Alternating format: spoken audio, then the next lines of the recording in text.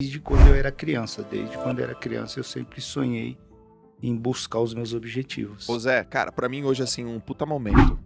Por quê? Porque tem várias coisas em você que fazem sentido pra minha vida. Eu olho pra você, eu vejo um cara, seleção brasileira, eu vejo um cara que jogou na Europa, um cara que jogou no Brasil, reconhecido mundialmente, fala vários idiomas, vários títulos, recordes e mais recordes. Imagem ilibada, você não tem arranhão nenhum na tua imagem. É um cara que resolveu a vida da família financeiramente, é um cara que tem reconhecimento internacional, hoje tem reconhecimento nos negócios, empreendedor, influenciador, tem marca, tem empresa, visão de negócio. Cara, só que eu olho, é legal essa parte, mas eu quero que a gente volte, cara, pro Zé. Negro, pobre, office boy, comunidade. Porque assim, ó o caminho que eu quero construir aqui nesse podcast. Quem você era, onde você chegou, mas acima de tudo, cara, o que você fez nesse meio do caminho? Porque falar hoje com o Zé, com 47 anos, aliás, teu aniversário foi anteontem. Isso aí, Gilson. E eu quero saber lá de baixo, cara, teus professores, comunidade, tua mãe, teu pai, quando você lá tinha dúvida, tinha medo, quando esse glamour, esse resultado não existia, mas estava na tua cabeça, cara. De onde que nasceu a fome? De onde que veio a tua fome de ser alguém, cara, relevante na vida? Josão, cara, então, quando você fala o meu currículo, né, onde eu cheguei e como eu fiz para chegar, eu preciso voltar lá atrás, cara. Eu preciso voltar lá atrás, até porque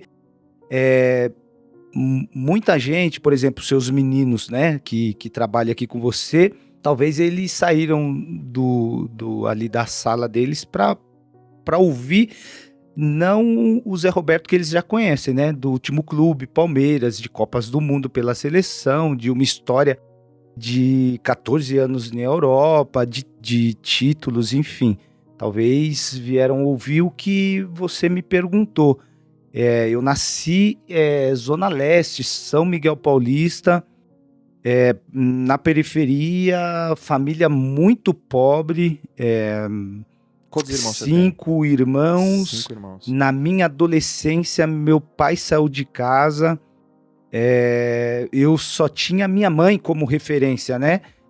E não era uma referência muito presente, porque minha mãe tinha que trabalhar em 2 empregos para trazer o sustento para dentro de casa, né? Então, quando eu olho para minha história e relembro desses detalhes, eu pergunto às vezes até para mim mesmo. Eu falei, cara, como é que você conseguiu sair de uma periferia onde eu não tinha muitos bons exemplos, né? Até porque a maioria dos meus amigos, muitos não vivem mais porque decidiram seguir pelo caminho da criminalidade, outros por outros caminhos, e eu consegui, assim, direcionar o meu caminho, porque uma coisa que eu vejo e olho lá atrás, que para mim foi fundamental e o que me ajudou a me direcionar com essa mente de buscar as realizações, foi o exemplo, cara. O exemplo, eu costumo falar que a palavra, o que a gente vai falar, o que a gente já está falando aqui, são palavras, né? Palavras, elas vão embora, elas voam. Talvez o que eu te mencionar, para os meninos que estão nos acompanhando, talvez pode ser, eles podem escutar e podem pegar algumas palavras aqui e levar para a vida deles. Só que a maioria não tem isso. A maioria escuta por um ouvido e sai pelo outro. E exemplos não. Exemplo você leva para tua vida, e se esse exemplo estiver na tua vida, o exemplo arrasta, né? Então, o exemplo muito prático e o exemplo que assim me ajudou muito na questão de realizações, de continuar sonhando, foi minha mãe. Minha mãe foi o meu maior exemplo dentro de casa, mesmo eu não tendo ela muito presente ou muito próxima, né? O que você via a tua mãe fazer que você falava, puta, que exemplo, que você hoje reconhece que é um puta de um exemplo? Sacrifício, cara. Uau. Sacrifício da minha mãe era Era transformador porque me transformou, né? Eu falo sacrifício porque para ela cuidar de 5 filhos, sendo desamparada, ela não precisou colocar outro homem dentro de casa. Mas o que ela fez para trazer transformação, primeiro para minha vida e também para a vida dos meus irmãos, foi o sacrifício. Por que o sacrifício? Porque eu via minha mãe muito pouco em casa, né? Ela tinha que trabalhar para trazer o sustento para 5, ela tinha que trabalhar em 2 empregos. O que ela fazia? Ela era doméstica e trabalhava numa casa de repouso, uma casa de idosos, isso. Então, pela manhã, no período da manhã, ela trabalhava de doméstica. E à noite, ela trabalhava nessa casa de repouso, né? Cara, então você tá falando aí que praticamente vocês mal viam a mãe de vocês, 3 períodos de trabalho. A tua idade qual era nessa época? Nessa época eu estava com 8. E os teus irmãos? Qual você é do meio? Você é o mais velho? Eu caçula, depois sou eu e 3 mais velhos. E como é que vocês se cuidavam entre si?